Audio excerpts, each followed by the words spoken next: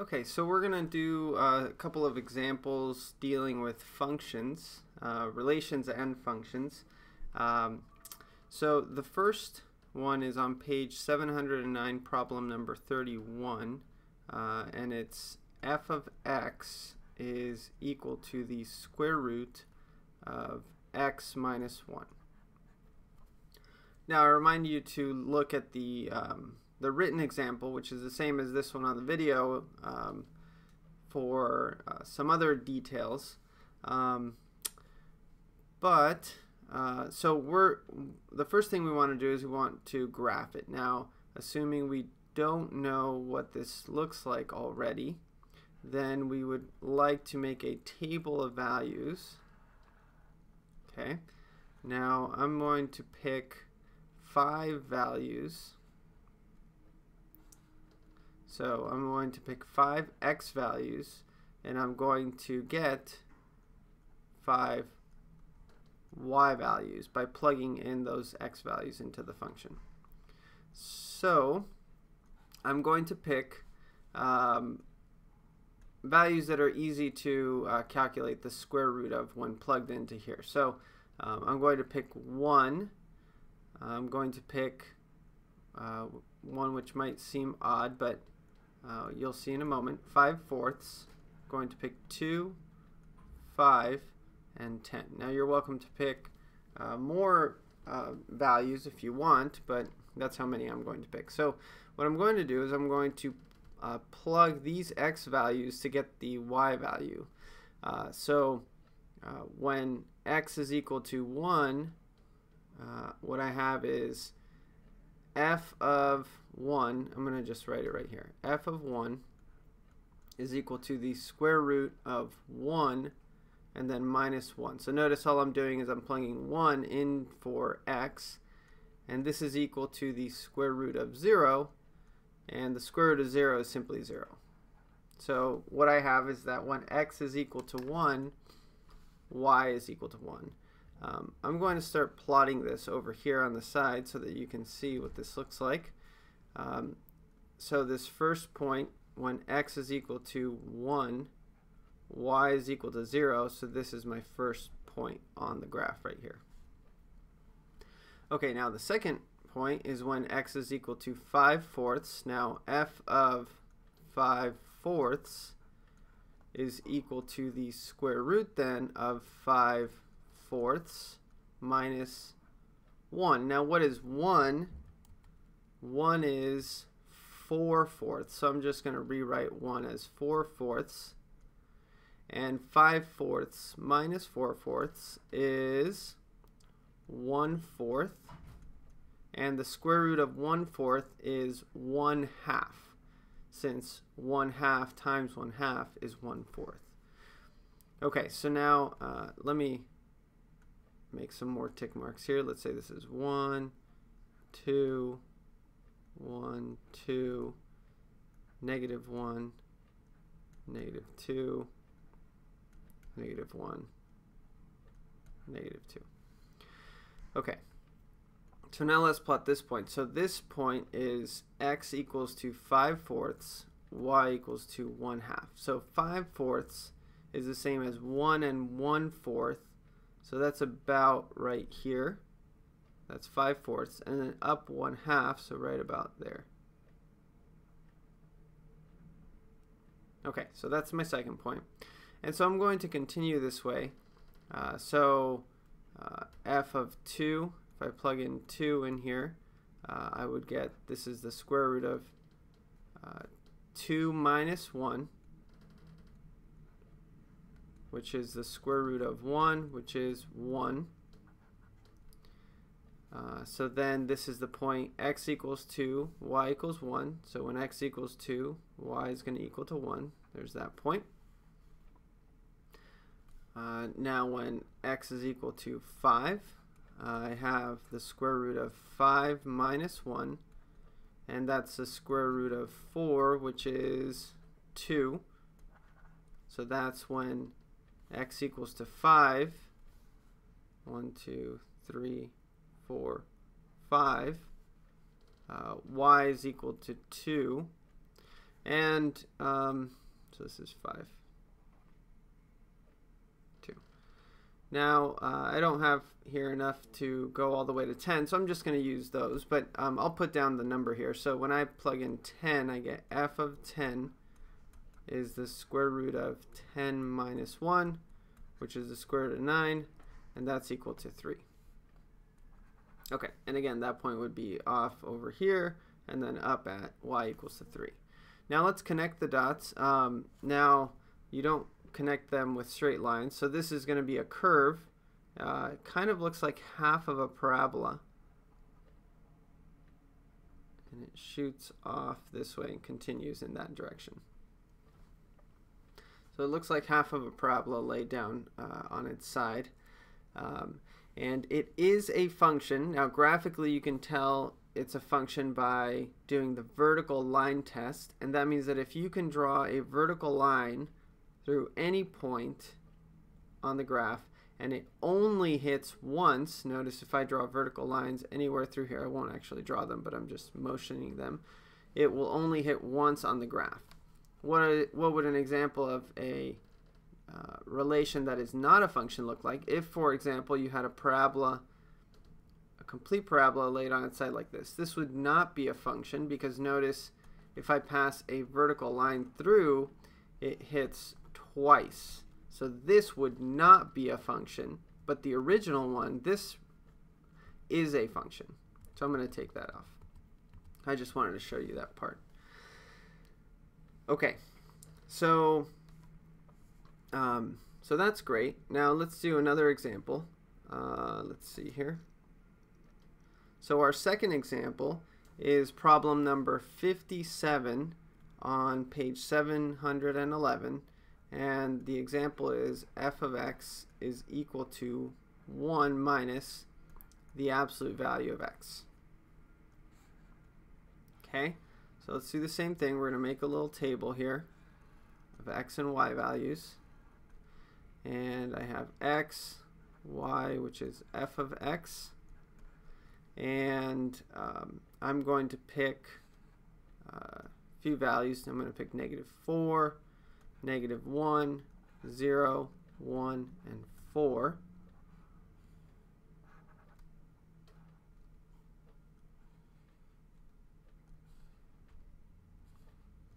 Okay, and if we do the same thing, so if I plug in -4 into the function, I get 1 minus absolute value of -4. Now make sure you follow your order of operations. So the absolute value of -4 is +4. So we end up with 1 minus 4, which is -3. So -3. Okay, now if I plug in -1, I get 1 minus the absolute value of -1. And again, order of operations, the absolute value of -1 is 1, and so that equals to 0. F of 0 is 1 minus the absolute value of 0. And the absolute value of 0 is simply 0, so this is equal to 1. Oh, and I see I forgot to put the 0 there for the second one. Let's see. The next one, it would be f of 1. So I have 1 minus the absolute value of 1. And the absolute value of 1 is just 1 again, so then this is equal to 0. And last but certainly not least, f of 4, which is 1 minus the absolute value of 4. The absolute value of 4 is just +4 again, so then 1 minus 4, which is -3. Okay, so now let's try to graph this over here on the side. So if it's not a very good line, is it? Okay, let me try again. That's a little bit better. Okay, so I've got 1, 2, 3, 4, 1, 2, 3, 4, 1, 2, 3, 4, 1, 2, 3, and 4. Okay, So the first point, -4 and -3. So -4 on the x, -3 on the y. So that would give me this point right here. -1 and 0 would be -1 on the x, 0 on the y. So that's right here. The third point is x equals 0, y equals to 1. So x equals 0, y equals to 1. That's right there. The next point is x equals 1, y equals 0. So that's right here. And the very last point is x equals 4, y equals to -3. So x equals 4, y equals to -3. Now this is an absolute value function, and so it actually looks like a V. So if I go here from the tip, this goes straight and continues this way, and then it goes straight and continues that way with a spike right there. So this is an absolute value function. And notice, based off what we talked about earlier, it also is a function because if you pass a vertical line through any point here, it would only hit once. So, so those are our two functions. I encourage you to, in addition to describing it, maybe drawing a picture and then attaching it, taking a picture and attaching it to your discussion for your classmates. Now, let's do the next part. Asks us to do a transformation. The transformation is you want to shift 3 units up and 4 to the left. Now, you can get a more lengthy discussion of this by watching some of the videos that I posted and reading your book. But the basic idea here is that if you take a function and if you subtract a number, let's call it h, from the x variable, this is going to shift h units to the right.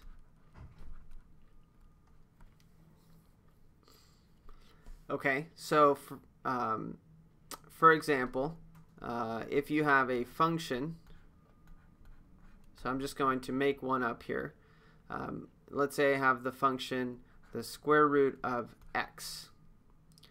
If I write down f of x minus 3, this is equal to the square root of x minus 3. This is the same graph as this one, so this is the same as that one, but it's shifted 3 units to the right.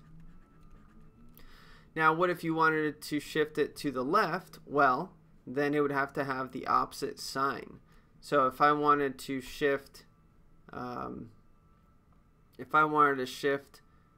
say 5 units, if I wanted to shift it 5 units left, well, then it would have to be, you would have to add 5. It's in the opposite direction. So this would be the square root of x plus 5. So this is the same graph as this one, but shifted 5 units to the left. Okay, now if I take a function and I add or subtract a number to the entire function, I'm going to call it k this time, this is going to shift k units up. And notice the difference in the signs. So here, notice you have the minus h, that shifts it to the right, and here you have the plus k, that shifts it up. So it's a little bit backwards, so you have to be make sure you're careful with that. But so, you know, if I take the same function, square root of x, and then if I add a number to the entire function, let's say 3. In other words, take square root of x and then add 3 to the entire function. This is going to shift 3 units up because you're adding it to the entire function. And then if you wanted to shift it down, then of course you would subtract. So what does that mean? Well, if I go back to my original functions and I want to shift 3 units up and 4 units left, let's take a look at what that looks like. So if I go here to this is my function, and I'm just going to do it right here. If I want to shift it 3 up and 4 left, so what does that mean? That means that I'm going to take square root of x minus 1. This is my original function. Okay, so now let me do these in different colors so that you can look at the difference. Shifting it 3 units up, that means that I'm going to add 3 to the entire function. So I'm going to do this outside of the root after the entire function. Now, to shift it 4 to the left, that means that I'm going to add to the x portion. So here's my x, so I'm going to add 4 to the x. So then notice if I simplify this, I end up with the square root of x. Negative 1 plus 4 is plus 3, and then outside I would have a plus 3. So this is the same function that I have here, except that it's shifted 3 units up, and then 4 to the left. So it would look roughly like this. See how this point was moved 3 units up and 4 to the left? So it would look roughly like that. And it would continue on forever. Okay, now let's try the same exercise with this bottom function. We want to shift this 3 up, and then we want to shift it 4 to the left. Okay, so now let's write down the function again. So I have 1 minus absolute value of x. Okay, and I'm going to leave a little space here. Okay, so what does it mean to shift it 3 up? Well, again, that means that I'm going to add 3 to the entire function. Okay, notice how it's outside of where the x is. And then shifting it 4 to the left, that means I'm going to add 4 specifically to the x. And then if I simplify this, well, if I combine like terms, notice I can't bring the 3 inside of the absolute value. So the 3 has to be added with the 1. So it's positive 1 plus 3. That's equal to 4. And then this stays the same. So minus the absolute value of x plus 4. So this function is the same as this one, except that it's shifted 3 units up and 4 to the left. So this would look like 1, 2, 3, 1, 2, 3, 4. So here this tip would be moved over here, and then it would look roughly like that. So I hope that that helps you answer the discussion question.